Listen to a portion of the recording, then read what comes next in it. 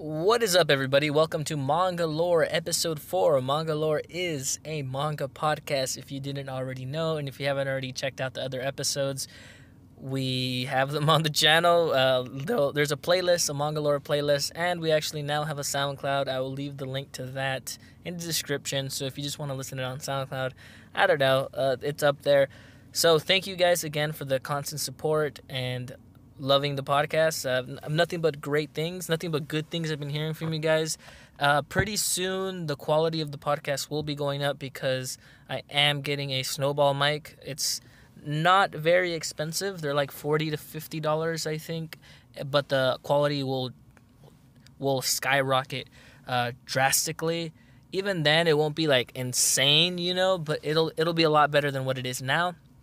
So look forward to that. And pretty soon, I think around the 8 or 9 episode mark, I want to start getting guests on here. I know for sure Lo Holly, probably Jin Graves, maybe a Maskio J. Get a lot of different people on here. The Cat Scott connections. I got tons of people that would love to come on here. And, tons of great friends and also manga creators on this platform. So today we are going to be talking about my favorite manga of 2018. I will start off with manga that was released in 2018, and then from there I'll talk about, after I'm done talking about those, I'll talk about just manga in general that I read in 2018 that I really, really enjoyed. So let's go ahead and go with the podcast. Let's cue the intro. We don't have an intro song. That's something we need to work on, but yeah, let's get into it. Hope you guys like the episode. Alright guys, let's kick this off with the Full Metal Alchemist Full Metal Edition. I know this is a series that has been completed for years now. I believe it ended its run back in 2012. I could be wrong. I'm not sure. That just number seems right in my head.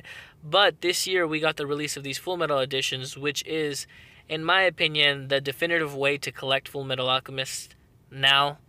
There has been the 3-in-1s by Viz, but those are horrible. 3-in-1s, just never do that, especially if they're the Viz ones, like the Naruto, Bleach, One Piece ones they also have. Those are just really, really bad. Unless you're really strapped for money, I would say go for the singles every day. But now with these hardcovers, they're actually 1.5 volumes inside. It's pretty nice. It's better than having to buy 27 hardcover copies. This way, we're only going to buy, I believe, 18. Something like that. They're really, really nice, guys. They look amazing on the shelf.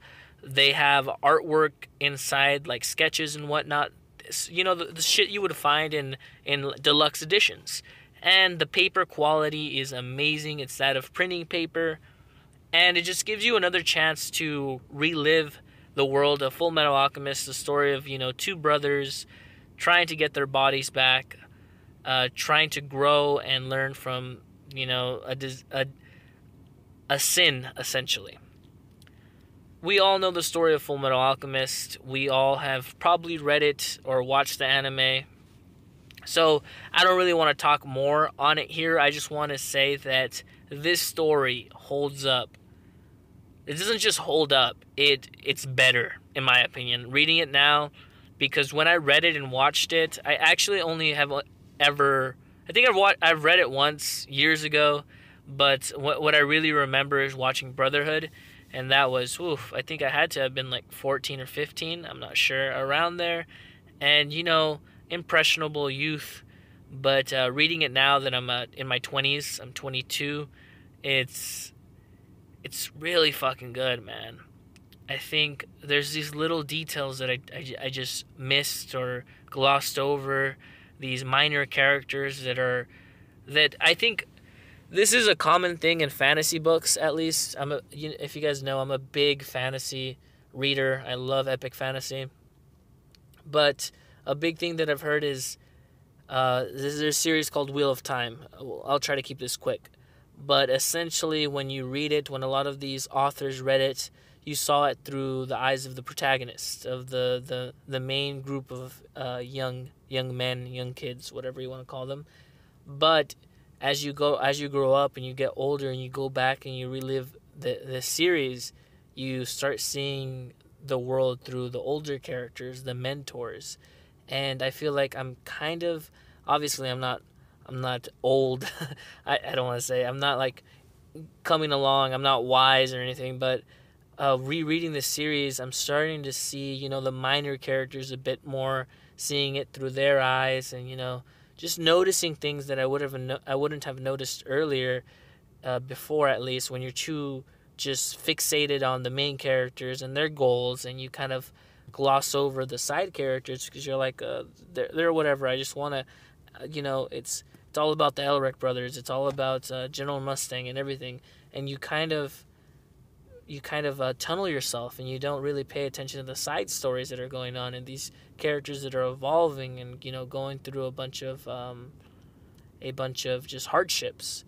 And rereading it, really really fleshes out the side characters. It's been really, really good. I've been loving it. I'm so much respect for her as a mangaka, especially with Silver Spoon and Heroic Legend of Arslan. They're really, really good as well. So yeah, I would highly recommend rereading Full Metal Alchemist in these Full Metal editions. They are the bee's knees. You can get the box set for pretty cheap now, so it's like all 27 volumes for around 100, and on average it's like 145, but you could probably snipe it for like around 120, which is a really good deal. Don't get me wrong, 27 volumes at $130, it's really good. But these Full Metal editions, man, they just look so nice in your collection, and they're a lot easier to maintain, I would say. So yeah, Full Metal Alchemist has been great, and let's move on to the next one. Okay, so a new series that actually did get an English release this year, Spirit Circle. This is from one of my favorite mangakas of all time, Satoshi. He also wrote Lucifer and the Biscuit Hammer, and he's written other series. I've only ever read one other than this, and I enjoyed it. I thought it was really good as well. I forget the name of it at the moment. But Lucifer and the Biscuit Hammer and Spirit Circle are the only ones that have English releases. Spirit Circle. Okay, so first of all, this series is released by 7 Seas, so they are quite pricey, but I would say pull the trigger and buy the first volume. If it's like $10, it's going to be worth it. Trust me. This series is only 6 volumes long. It's ending in January, I believe, or February, around there. It is a fucking masterpiece. I haven't finished it yet, but as of now, it's just been a roller coaster of emotions, of a characters growing. And what I really like about it is this series deals with reincarnation. So in itself, we have our main protagonist, and we have our female lead as well, who she's a protagonist in her own right. And essentially the story, I'm not going to get into any spoilers here, I'll just give you the basic rundown, is there's these two characters, a boy and a girl, and their fates have been intertwined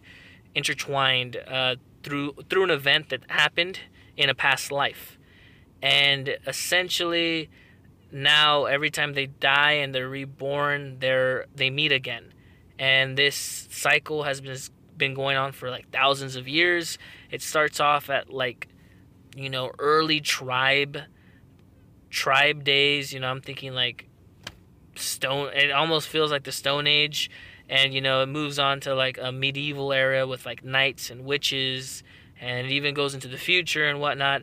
And in each scenario, there's dilemmas and conflict, all the good shit. But there's some really thought-provoking moments and scenarios, especially the one in the future. It deals with some I don't want to spoil anything, but it's not really a spoiler. I'll just say, okay, there's this thought experiment in philosophy where it's essentially saying, what is reality? Imagine we took your brain and we hooked it up to a computer, and everything was exactly like it is now. You feel everything. It's essentially, it's everything feels the same. You can't tell that you're in a computer simulation, but you are. So really the only difference is the fact that you know that you are. But what if you didn't know that you were in it? You know, so it deals with that. And is it right, essentially? Because another way to look at this is you can see this as purgatory in a sense. Because if you trap the soul in this, this state of being in which it can't, move on to the next life, then what are you doing? You can keep them there forever. You can keep their consciousness, but if their body's dead, shouldn't they move on to the afterlife, quote unquote afterlife? It deals with that, and I thought that was fucking amazing, and just that whole story, what ends up happening is crazy, man. It's crazy. Some conspiracy shit goes on, and it's amazing. And even the other ones that are a little bit more tamed, the stories and the endings of each different life is really, really good.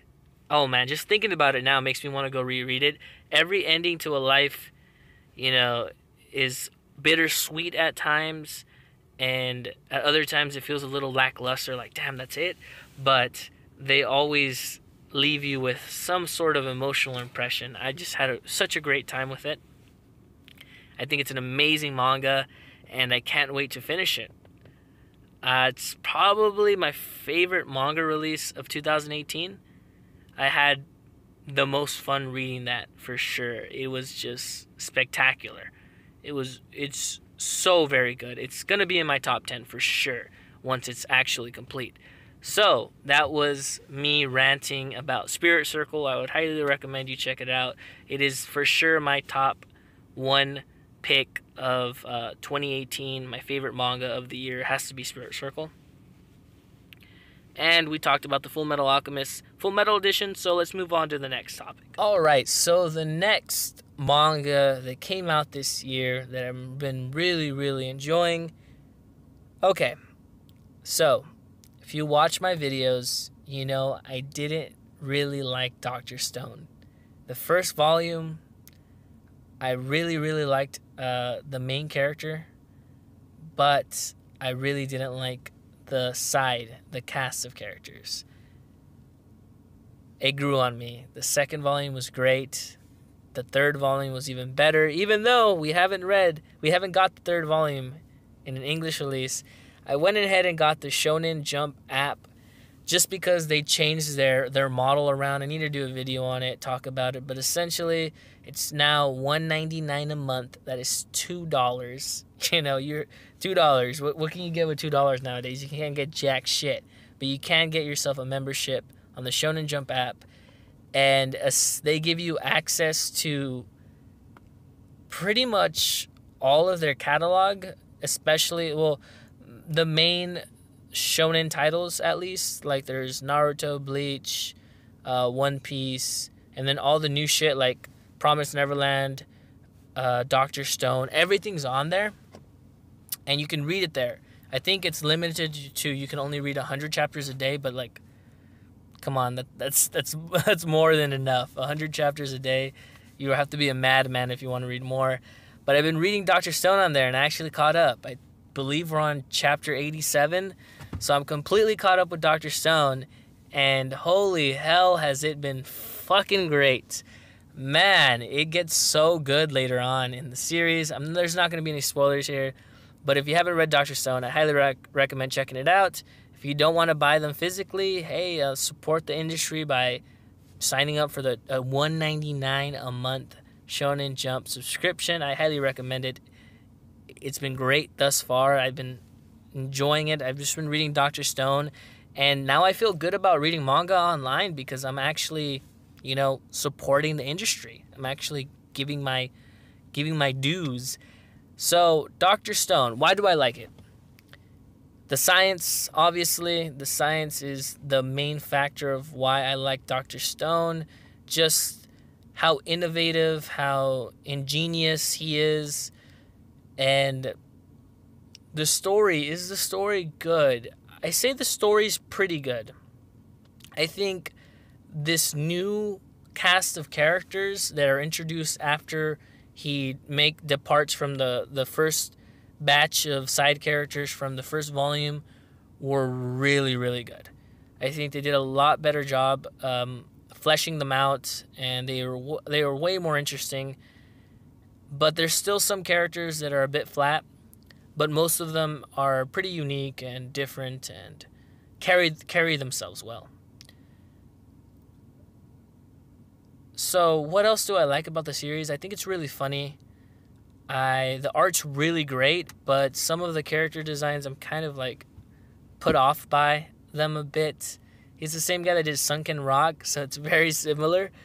But God, it's just the main character just carries this series, man.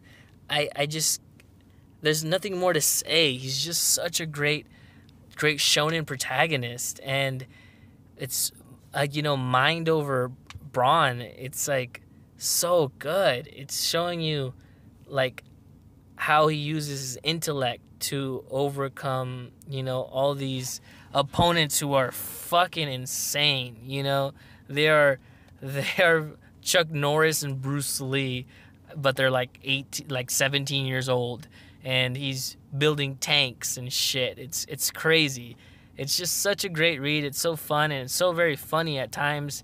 There's actually one moment that made me bust up. It was, if you have read Dr. Stone, it was during the tournament when they were finding the new chief. They're trying to get the new chief, and one of the characters, not really a spoiler, one of the characters,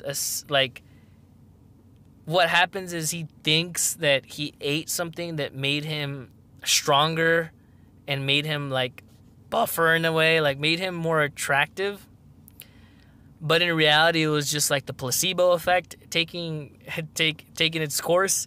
So it was showing us what he thought he looked like, and he was like a fucking badass, It was like, oh shit, look at him, and you kind of think like, oh shit, is that what he looks like right now? It's pretty cool. But then you see the thought bubble, and it's like what he thinks he looks like, and then at the bottom it's like what he actually looks like, and it was just fucking hilarious, man. That that sold me on the series. When that happened, I was like, all right, I'm gonna keep reading this for forever, for as long as it keeps going. So I highly recommend Dr. Stone, and if you don't want to buy the physical releases, because we are currently at 2 volumes in the US, I would say get the app. I believe you can get it in Europe, or I believe someone said it's not region locked, so there you go.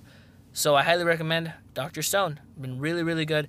And another thing is I completely, take back everything I said. And everyone, thank you so much for all the people that were saying, give it a chance, stop, give it a chance. I gave it a chance, and I take back what I said. It's fucking great. All right, so let's wrap up the video with my last favorite manga of the year. This has to go to Naoki Urasawa's 20th Century Boys Perfect Edition reprint. Been really, really enjoying the series. I've only ever read Monster completely, and I did read it again this year, so we'll talk about that after this. But I can't really say much about 20th Century Boys simply because I've only read 2 volumes. I have only read one of the Perfect Editions. I just barely got the second one, and I'm going to devour that when I get the chance. But it is the first Perfect Edition. I just highly recommend you go buy it, because it just captured me. It just put me into this world and introduced me to an array of characters that I just instantly fell in love with. And it set us in this world that I can really see happening, because it takes place in modern day, and it deals with this radical cult that is going around doing nefarious deeds, and we really don't know what their prerogative is. Well, we kind of do. We know a little bit, and it all has to do with our main character and his group of friends. When they were children, when they were kids, they made this secret organization, this secret group, and now it's kind of gone out of control because one of the kids is taking it too seriously, and the other groups, now they're kind of have to put this mystery together and figure it all out. And the main theme here that I really, really like is the theme is, if your younger self were to see you as you are now, would you still be that hero? Would you be that hero you wanted to become? So essentially, you know, would the younger you be proud of who he became, who you became? And that's really deep, and it's really true. It makes you reflect, and it's thought provoking. That's why I really like Naoki Urasawa. It makes you think about it. Like, once you read that and you kind of see what he's going through, you go through it yourself, because essentially you're living vicariously through this character, right? So you think about it, like, when I was a kid, like, what was I like, and what did I want to become? Who did I want to become? What kind of person did I want to be? And you reflect on that and see yourself now and be like, hey, like, I am not the guy that I wanted to be when I was a kid. Like, and it's not the end of the world. You just got to work on it. And it's true for me. It's probably true for you too. It's like, all right, so I'm not where I wanted to be when I was younger. So I need to work on that, because I need to essentially make the younger me proud. So I really, really, really enjoyed that first perfect edition of 20th Century Boys. Highly recommend you check that out. And next, Monster. I completed the physical run of Monster this year, and I went ahead and reread the series. This is my second time reading it. The last time I read it was years ago, and I read it online. I think I might have like gone too fast because I wanted to get to the end and see what happened. But this time I took my time, and by God, it was amazing. I really, really enjoyed it the second time, more than the first. Monster's a series that really, really makes you look at the side characters, because a lot of the times they are taking up a majority of, the plot, a majority of the time. It is about the side characters. It is as much about them as it is about Tenma and Johan, because everyone's stuck in this cycle of revenge, cycle of hate, and the only way to get out of it is to stop, is to not continue the cycle, or else it'll keep going indefinitely. So it's a great series, and it really focuses on the side characters and on people and on the human psyche and on why people do what they do and when people tick. And it's crazy, and I really, really enjoyed it, and I highly recommend also getting the Monster Perfect editions. If you're looking for some great manga, everything that I've talked about right now, I believe it's been some of the best shit in a while, and we got it all this year. So, honestly, and like looking at it now, this has been a good palette of manga. So we have Seinen, we have 20th Century Boys and Monster that you can pick up in the perfect editions. That'll do it for you if you need like a more thought-provoking series, a more gritty Seinen.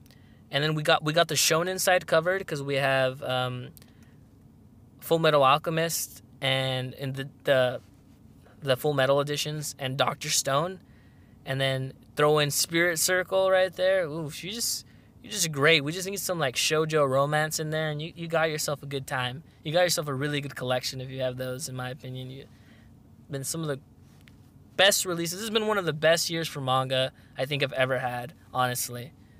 It's been really good. Let me know down below what you read this year, what were your favorites, what I should talk about next time on the podcast. And yeah, it's just been such a great year for manga and a great year for this channel.